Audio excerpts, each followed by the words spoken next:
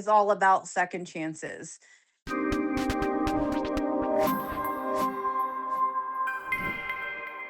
I paid my price and society doesn't get to keep judging me. That's what happens is we'll go to jail, right? And we'll do what society says we're supposed to do. We're supposed to pay for what we did. But then we come out and for the rest of our lives, we are labeled so many things and we are paying for that crime day in and day out. And I'm not letting it happen because I am none of those things. I am strong, I am an overcomer, and I am not going to be labeled. And if I'm going to be labeled, I'm going to be labeled positive things that I get to choose, not things that you get to choose. That's awesome. So, for the people that didn't get to read the email that you sent me and get to understand your history a little bit, what is your history? Take us back to the beginning. What started it? How did everything start to unfold? And then I'll probably prod you along the way. And then we definitely want to get to the good stuff, which is where you're at now. So back in, oh goodness. So I suffer from opioid use disorder. And obviously, it started from a long use of having surgeries. And I didn't know that pain pills were addictive. What year was that? This was in 2014. That's what really started the whole entire battle of addiction. And fast forward to 2021, I met a gentleman who was showing like romantic interest, and I was like, oh, best of both worlds, right? Guy is a drug dealer and wants to show romantic interest in me. So he ends up becoming my boyfriend, and I ended up caring about him. I did. We ended up going down to Philadelphia in our addiction. This is we're deep in our addiction. We go down to Philadelphia, and this is COVID time. So he's getting PUA money. I'm not. For our I had actually. non-Pennsylvania folks, what is PUA money? Oh, yes. PUA money was Pennsylvania unemployment was giving out money for COVID. So it was a stipend for extra money when you were filing unemployment. So you got an extra amount of money to live off of during COVID. And it was a lot of money. Yes. And the gentleman that I was with was very lucky, and I was not. I had actually just maxed out a state sentence at that time. So I was considered on this weird furlough. It was a state intermediate punishment sentence. So in the state's eyes, I was furloughed, but even though I was out, so I shouldn't have been using. I had no business using, you know what I mean? But it was COVID time, so nobody was drug testing me, right? And so I was getting away with a lot of things I shouldn't have been doing. And so I couldn't qualify for anything because it looked like I was still technically incarcerated, even though I had maxed off of these papers. It showed I was incarcerated, but I really had already completed these things. It still was showing like I was incarcerated and that I wasn't being tested. I maxed off and I was free. But still in the Pennsylvania, it was still showing me incarcerated for some reason. And it looked like somebody was stealing my identity and it wouldn't release my funds. It wouldn't release Oh, me wow. to have unemployment. So it was weird. But he was getting money, I was not. So we go down to Philadelphia and he ends up getting a lot of heroin. At that time, there was no such thing, it was fentanyl. We go down to Philadelphia and get drugs, come back. The day he comes back, his parole officer is at her house. Oh, wow. And she's like, I'm not going to put you in jail for a long time if you go to court tomorrow. And if you do come to court tomorrow, I'll only put you in jail for 4 months. Well, now we have a lot of drugs, right? So he put some at her house, and obviously we do quite a bit. And then the next morning, I take him to court. He goes to jail. While he's in jail, I go to rehab. I try to get clean. He comes, I'm using his car. I'm talking to him over the through jail.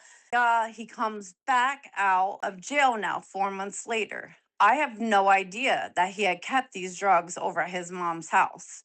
And so he comes out of jail and he surprises me. I didn't know he was getting released this day. While in jail, though, he was diagnosed with a heart condition Mm. and he was told he needed to see a cardiologist.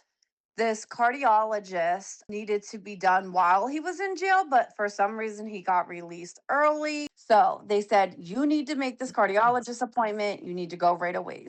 So he doesn't obviously make this appointment because why? We're addicts. We need to go get drugs before we go and make appointments for our health.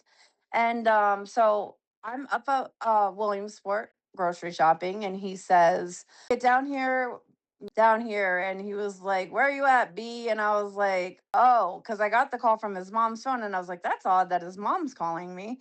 And it was him. And I was like, oh, you're out? And he was like, well, yeah, you weren't expecting that, were you? And I was like, well, no, not really. You were in jail. So he comes down. So he's like, you better have a bag for me. I'm like, you just got out of jail. I'm not bringing you drugs. Plus, I have a Sublocade shot on Friday. I'm not using.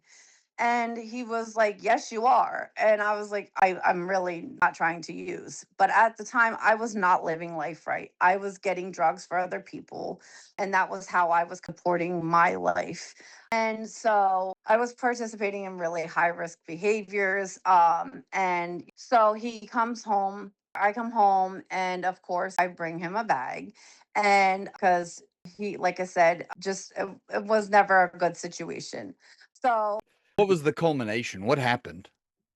anyways, a week later, he ends up overdosing off of the drugs that we had went down to Philadelphia and gotten 4 months prior. And they ended up charging me with his death because I drove him to Philadelphia 4 months prior to get those drugs. And So what was that charge? so that charge was death by delivery originally and endangering another individual. And how many years were you looking at? Oh, and involuntary manslaughter on top of that all. I was looking at 40 to life. The court process happens. If anything, do you end up getting found guilty of? So I ended up getting found guilty of involuntary manslaughter. I took a plea deal of involuntary manslaughter. And how long did you get on that? On the involuntary manslaughter, because I took involuntary manslaughter and communication device, so a total of 3.5 to 7 years. So of those 3.5 to 7, how long were you in jail? 3.5. So you're in there for the 3.5. While you're in there, do you find any programs? Do you do anything? If anything, were you able to do that helped you succeed or fail? So, first year of being in jail, I was really angry and I was constantly going to the solitary confinement. I was locked up nonstop. So, I found a way to, of course, manipulate the situation and get out an extra hour by visiting the chaplain. While visiting the chaplain, she started to speak to me and some words started to stick. By her talking to me every day and speaking the word, I started to pray and starting to get into the word of the Bible. And then I started to stop getting in trouble because I started to want to get paroled, right? Because if you start doing things like that, you're not going to get paroled. And I realized that I wasn't a victim. She started to speak some real words and knowledge into my head. And so I realized that I didn't want to be a victim of circumstances. I wanted to be an overcomer of them. And I wanted to really find what my purpose and what the reason of all of this was. And so I started to attend church and I started to attend every program that I could possibly attend. And so then when I got to state prison, because I ended up spending 2 years in county and a year and a half in the state compound in Cambridge. And so I attended every religious program that I could attend. And I attended Flaggers Force and I attended CPR trainings and I attended, I became a CRS. And I just literally decided I did not want my life or his life to be in vain. And so when I started to go to the reentry program And I found that I was going to join this halfway house called Jubilee. And it's a really religious based and I up until literally 2 weeks before leaving, I was set to go there. And I remember 4 years prior, um uh or not 4 years, about 9 years actually prior, I went to area, and I was so successful, and it was like I did amazing things there. And it was this Graniteville house. And I remember she was opening this halfway house for women, and I was like, I wonder if she has that halfway house up and running. And so I went to the reentry program, and she had it running, and I said, I want to go there. And the reentry lady worked tooth and nail for me to get into that program, and nobody makes that happen. Parole never approves that. Never. And for some reason, somehow, the stars all like aligned for that to work for me. And for parole to approve something like that, it's not. And just the way parole is working these days, if you want to be successful and you put in the work and you try and they see that, they're going to fight as hard as you are, you know? And so I came to the halfway house. You get this intake phone call, and it's by this her name's Mary, and she calls every single woman. And so she automatically know right off the bat if you're a Strive candidate. And the Strive program is for individuals who are and ready to better or really good things with their time while incarcerated, and are to do those good things, are hitting the ground running. They come straight out of prison, hit the ground, and take off running. But they're not instant gratification. They're not expecting the results without the work, right? So that's the thing. A lot of people that instant gratification without doing the work. And that's what you can't do. You can't put the horse before the cart. You Sure, but really it goes both ways. So if we stop and we let it for a minute, we know that as you get out of prison, you want the instant gratification, but also we as society want that same instant gratification. We want you to get out and we want you to be Mhm. successful from day one. We want you to have a job. We want you to have a house. We want you to have all these things and be a productive member of society, just like you want to be. The problem is getting everybody aligned and getting everybody there. So how did you overcome that? Okay, so how I overcame was, one, I utilized the resources that were available for me, because there are resources. The thing is you can't go to a halfway house, right?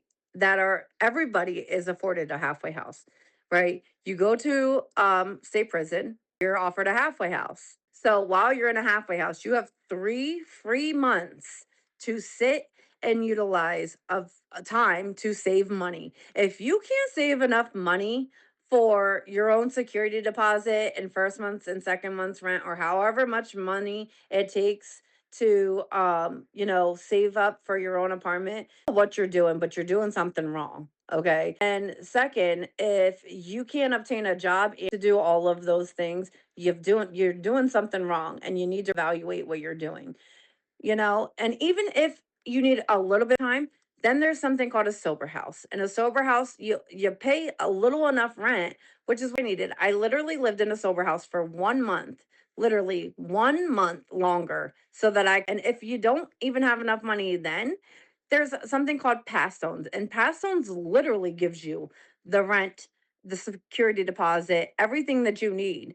So there's no excuse as to why you can't have a security deposit, and they have landlords that work. I don't, and there's no excuse as to why I can't pass a background check. I have the worst background and was able to find an apartment that somebody rented to me. You know what I mean? That that I can have animals. You know what I mean? I have every single thing that the baddest that it can get. people have excuses and anywhere but back in prison. You have to put in the work, and that's all it is. And there's So, resources. There's so many resources. so speaking of, what are you doing for work? So for work, when I started, I'll just go back to where I started because so that people don't think that like on some high horse or anything. Started at a Chinese restaurant. Um, I started as a server, and I literally waiting tables every single day, rode a bicycle to work, and in the rain, in the snow, in the cold, you know what I mean? Like it didn't matter what it took. I was at work every day. I never called off a single day.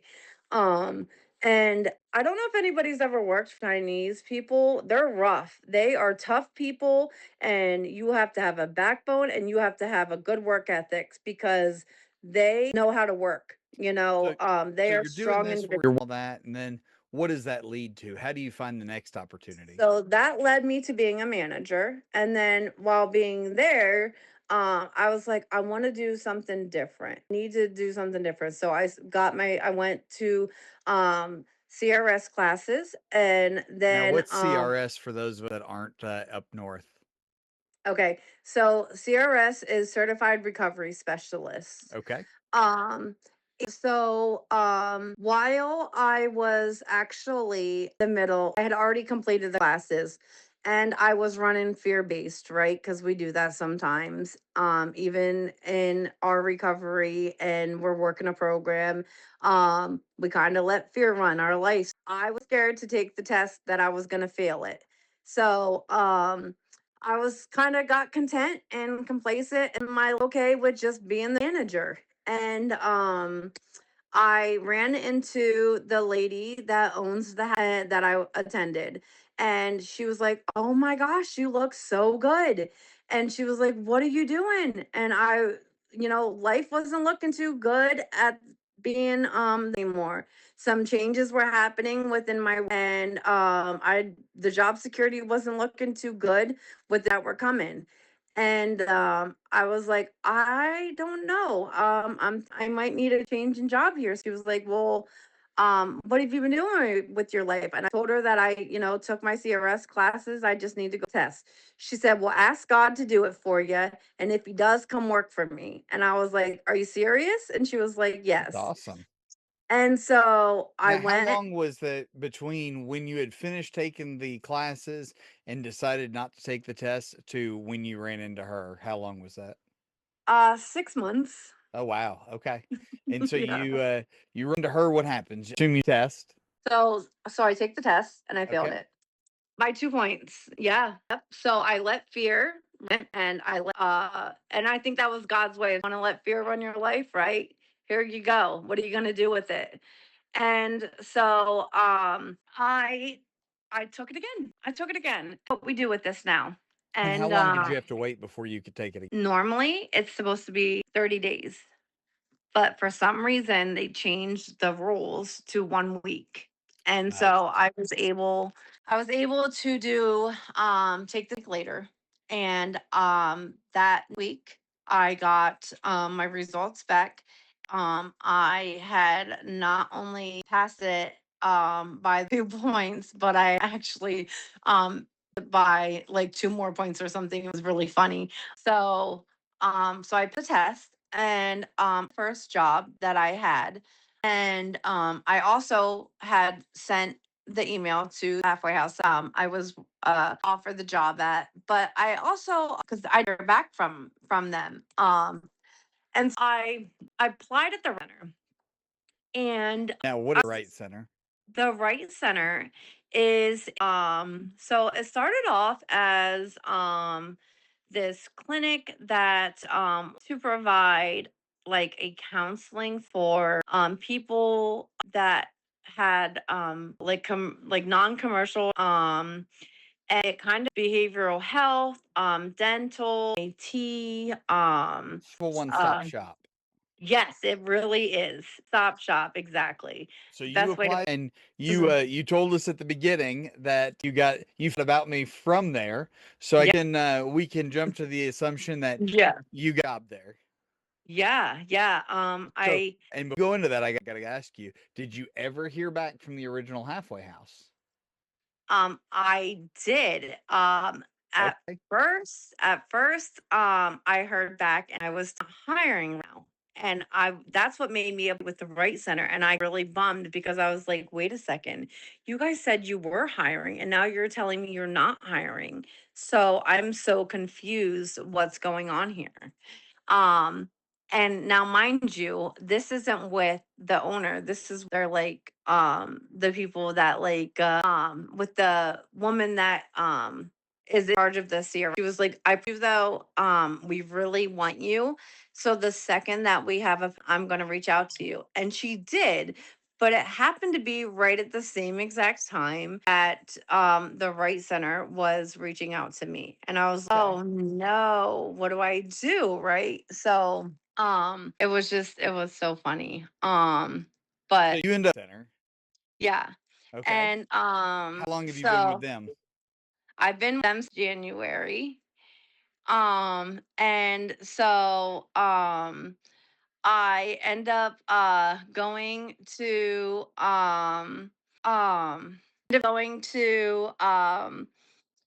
there. They're on like FBI background like job. I'm not even kidding you.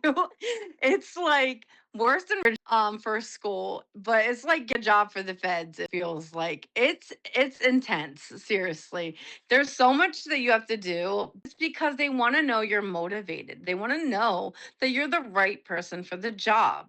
And I totally get why they do it, you know. So go through all of this stuff to hired through them.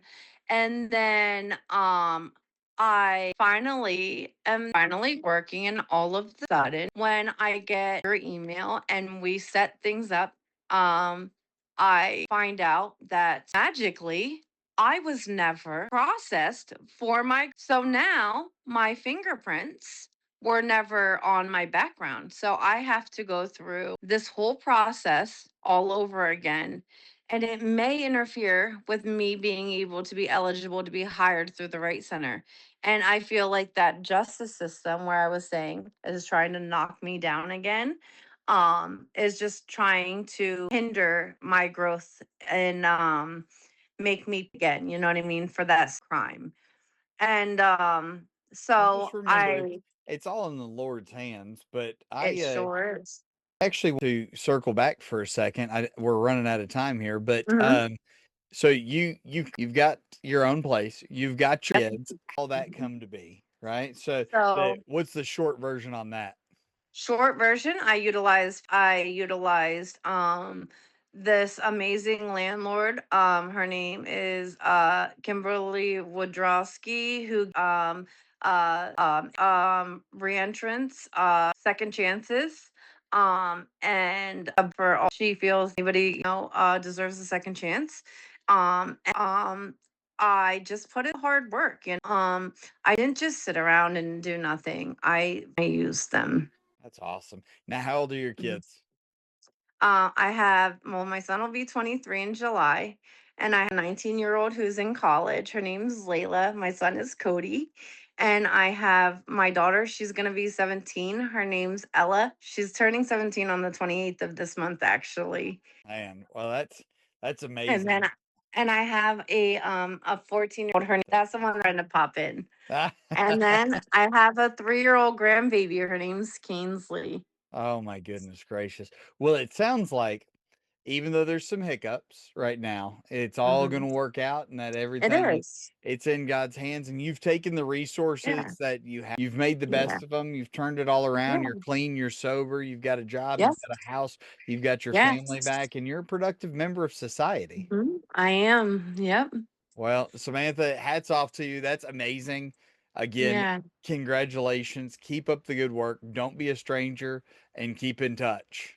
Thank you so much, Brandon, for having me. Thank you. Have a great night. Yes. You too. Bye. Bye.